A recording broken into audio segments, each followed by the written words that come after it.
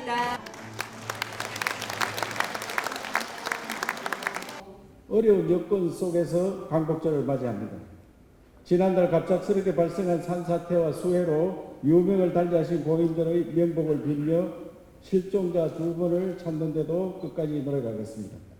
또 불편을 겪고 계시는 이재민들이 하루빨리 일상으로 돌아갈 수 있도록 수해 복구에도 최선을 다하겠습니다. 이번 극한 한우는 이제까지 겪어본 적 없는 신종 재난이었습니다. 무려 대구, 경북 평균 수해 때 강수량이 292mm인데 이번에는 한 1000mm 정도 비가 왔었습니다. 현장에 달려오신 윤석열 대통령께서도 이런 사태는 처음 본다. 우크라이나 전쟁터보다 더하다고 언급할 정도였습니다. 이제 천재지변은 이변이 아닌 일상화가 되었습니다. 빌 게이츠 창업자는 예전부터 이미 변화하는 기후에 적응해야 하고 지구온난화 해결을 위한 기술 혁신에서 답을 찾아야 한다고 말해왔습니다. 지금부터라도 기후변화에 따른 재난재해관리 방식을 중앙지방정부 차원에서 전면 재검토하고 미래 50년 후를 바라보며 철저히 준비하고 대비하는 것만이 우리 인류의 살 길이라 생각합니다. 이에 경상북도는 재난 대응 매뉴얼을 전면 수정하고 도민들이 사전에 적시 안전하게 대피할 수 있는 시스템도 완벽하게 갖추어 국민의 생명과 재산 안전을 최우선으로 챙기겠습니다. 도민들께서도 많은 협조를 부탁드립니다. 친애하는 도민 여러분, 우리 경상북도는 위기를 기회로 바꾸어 어려운 시기마다 나라를 지켰고 오늘의 대한민국을 새로운 저력을 지닌 고장입니다.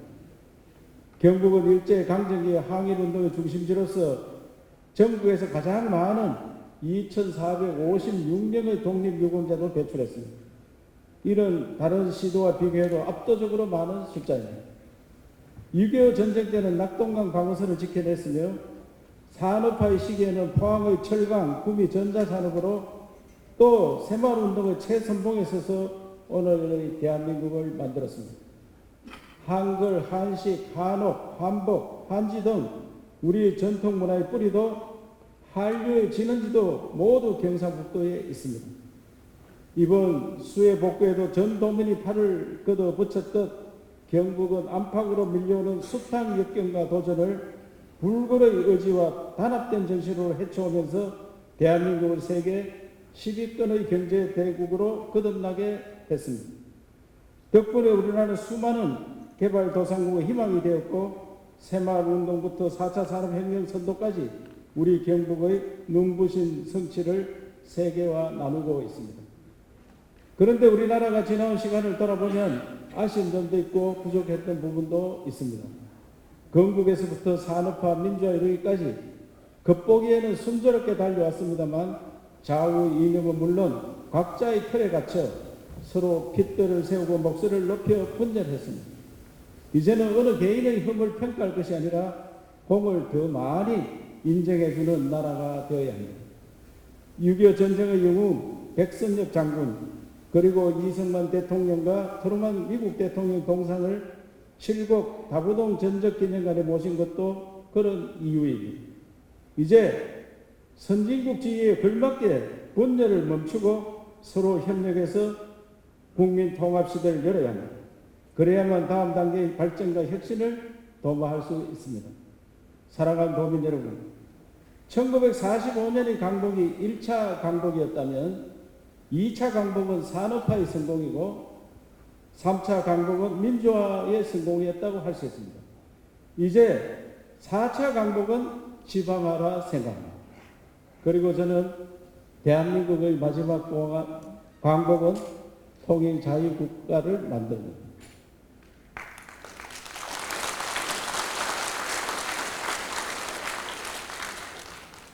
새로운 대한민국 초인류 국가로 나아가기 위해서는 반드시 경북의 힘으로 지방시대를 열어야 합니다.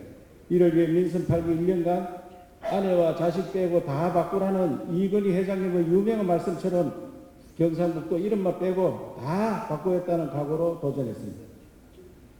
그 덕분에 큰 성과도 있었습니다. 가장 의미 있는 일은 지방정부, 특히 우리 경상북도가 대한민국 지방시대 안착을 위한 국정 운영의 핵심 파트너로 자리매김했다는 사실입니다. 또 경주와 안동 그리고 울진으로 이어지는 세계의 신규 국가산업단지가 지정되었고 포항의 2차 전지, 구미의 반도체 특화단지도 지정되었습니다. 특히 대구 경북 시도민의 영혼이었던 대구 경북 통합신공항 특별법 제정이 1년에 걸친 대장정 끝에 하위 법령까지 완벽하게 마무리되었습니다. 이제는 속도 줄이고 앞만 보고 공항을 건설해 나가야 됩니다. 2030년까지 4조 원이 투입되는 공항 신도시를 조기 착공하고 구미 국가산단과 연결되는 공항 배후도시도 건설하여 산업과 물류 그리고 사람이 공존하는 공항 경제권을 만들어 갈 것입니다. 여기에 포항공대, 안동대, 경북도립대, 한동대가 글로컬 대학 후보에 확정되었고 소멸 지역으로 꼽히는 울릉, 봉화, 청성, 영양, 구운다리 지역에도 UCT 대학 캠퍼스가 들어섭니다. 아무리 강조해도 지나치지 않는 것이 대학이 있어야 발전이 있고 미래가 있다는 사실입니다. 때문에 대학 혁신에 집중했고 특히 지역마다 잘할 수 있는 일을 대학과 매칭해서 경북의 미래를 이끌어갈 일자리를 만들어낼 것입니다.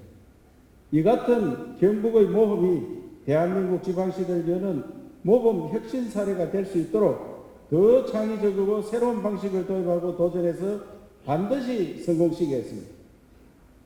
존경하는 국민 여러분, 과거 경상북도는 대한민국의 중심이었습니다.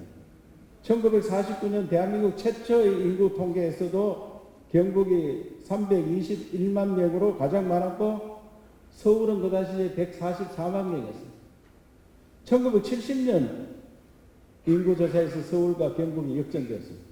그 이후 계속 우리는 내리막길을 걸어왔습니다.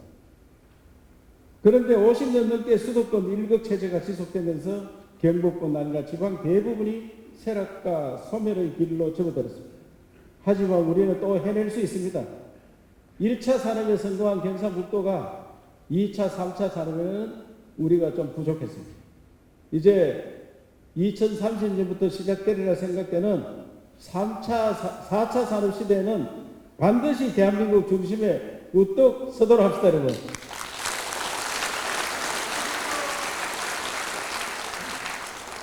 저는 요새 대한민국을 만든 경상북도가 왜 이래 웅돌한 이야기가 없어질 정도로 어려워졌느냐. 이게 수도권 집중으로 수도권에 너무 투자를 많이 해서 좋은 것은 다 수도권에 해놨습니다. 그래서 이제 지방으로 데려와야 된다. 윤석열 대통령 당선되자마자 제가 제일 처음 만나서 지방시대를 열지 않으면 대한민국 5만 불 초인류 국가 못 간다. G2도 어렵다. 그래서 지방시대를 열어야 된다. 이래서 국정 목표에 지방시대를 넣도록 강력히 추진을 해왔습니다. 지방시대가 어떤 거냐. 우리가 여기 모인 독립유공자 후손 여러분들 지방시대가 어떤 거냐. 서울도 지방입니다. 사실. 중앙과 지방을 분리할 때는 서울도 지방인데 중앙의 권력을 지방으로 내려놔야 돼. 가장 쉬운 것이 영주댐을 그저께 국민권익위를 통해서 영주댐 준공한다고 갔었습니다. 영주댐을 2015년도에 다 만들어 놓고도 문화재 집 한두 채 안 지어서 1조 2천억 들은 집은, 댐은 문화재 집 한두 채를 의견이 안 맞아 못 지었기 때문에 준공을 안 하는 겁니다. 그게 말이 되느냐. 1조 2천억 재산 행사도 못하고 아무런 권리도 행사 못하게 만드는 7년 동안 세월을 했어요. 그걸 권익위를 통해서 해야 된다. 그래서 내가 환경부 장관한테 도지사한테 권한을 주라. 우리가 문화재 집은 별도로 지어드리고 준공을 해서 다른 권리 행사를 해야 된다. 그런데 막무가내입니다. 그뿐만 아니고 지금 태풍이 또 올 것 같은데 지방하천, 국가하천단이 우리는 국가하천 6개가 있어요. 지방하천에 하상정비, 그렇게 모래 준설하는 거, 그거 권한도 중앙에서 가지고 있어요. 우리 땅인데 내가 모래를 파서 강 높이를 낮춰서 수해를 막겠다는데 그거를 아버지도 안 하고 책상에 앉아서 3번이나 바꾸시고, 그래서 경주에 대종천이 범람했어요. 그뿐만 전부 다 그렇게 됐어요. 그래서 이 권한을 내려놔라. 이게 지방분권. 또 수도권과 지방, 수도권과 비수도권, 수도권에 너무 많은 투자를 한 것을 지방으로 투자를 해야 합니다. 그래서 수도권과 비수도권, 이 두 가지 전쟁을 치르고 있습니다. 그래서 저는 이 강복의 기쁜 날, 이제 대한민국의 중심은 경상북도였다. 우리가 통일을 하고 나라를 지키고 잘 살게 만들어 놨는데, 다시 우리가 새로운 세상을 맞이하는 것은 어떤 세상이에요? 지방시대. 그래서 권한을 우리가 이어받았을 때 뭘 할 거냐?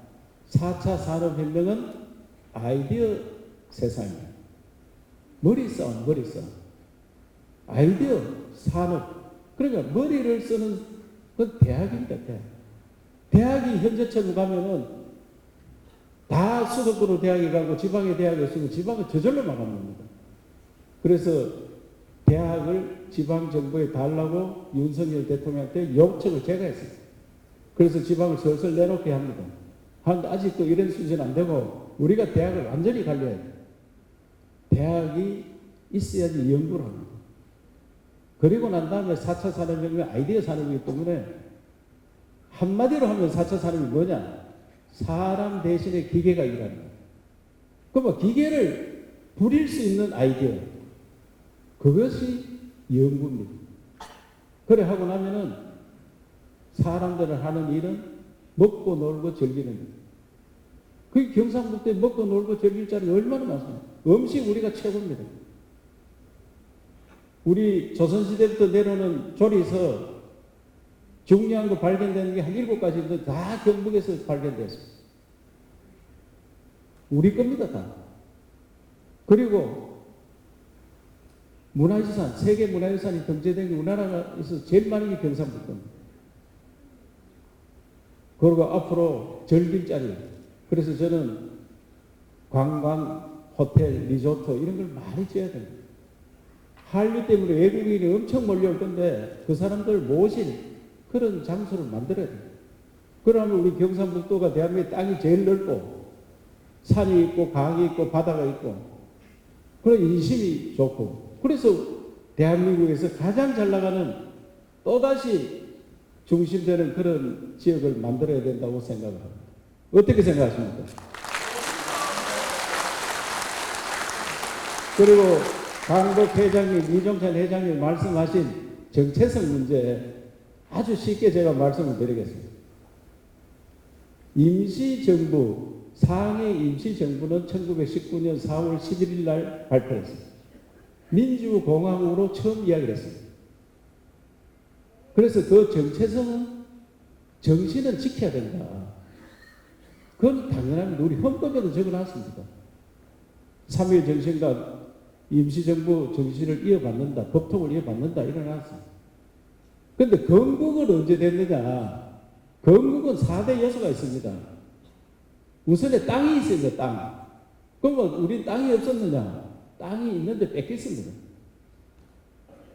주권이, 영토가 있고 주권이 있어요. 내가 내 권리를 행사할 수 있어야 되는데, 78년 전에는 아까 태극기 들고, 제가 태극기 이게 새겨놨는데, 이런 태극기 들고 있으면 잡혀갑니다. 고문을 당합니다. 그게 주권이 없는 겁니다. 우리 태극기인데 내가 뭐 한다는 거예요.